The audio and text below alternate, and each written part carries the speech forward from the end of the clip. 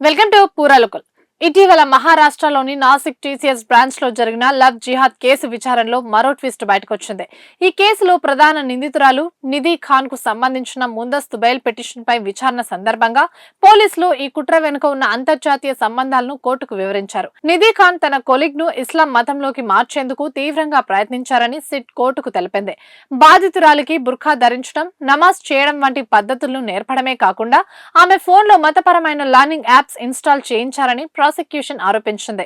బాధితురాలి అసలు పేరును మార్చి హానియాగా పెట్టేందుకు నిందితులు ప్రణాళిక సిద్ధం చేసినట్టుగా పోలీసులు విచారణలో వెల్లడైంది.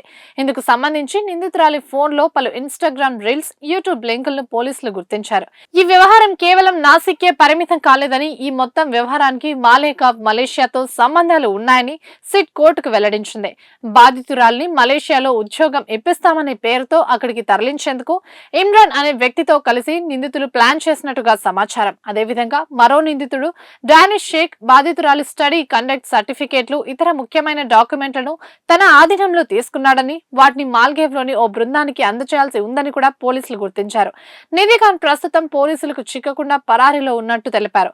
ఆమె ఫోన్ స్వాధీనం చేసుకుంటే ఈ కుట్రలో ఇంకా ఎవరెవరు ఉన్నారనే విషయం బయటపడుతుందని సిట్ తరపు న్యాయవాది కోర్టుకు వివరించారు. దీంతో కోర్టు నిధి ఖాన్ కు ఎలాంటి ఉపశమనం కల్పించలేదు. అయితే నిధి ఖాన్ తరపు న్యాయవాది మాత్రం సిట్ చేసిన ఆరోపణలను తోసిపుచ్చారు. మహారాష్ట్రలో మత మార్పిడికి వ్యతిరేకంగా ప్రత్యేక చట్టం లేదని, కేవలం మతపరమైన భావాలను దెబ్బతీశారనే ఆరోపణలు మాత్రమే చేస్తున్నారని వాదించారు.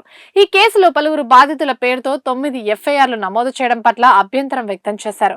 ఇరుపక్షాల వాదనలు విన్న కోర్టు తదుపరి విచారణను మే 2కు వాయిదా వేసింది. ఇవే ఇప్పటి వరకు అప్డేట్స్. మరిన్ని అప్డేట్స్ కోసం చూస్తూనే ఉండండి పూరాలోకల్.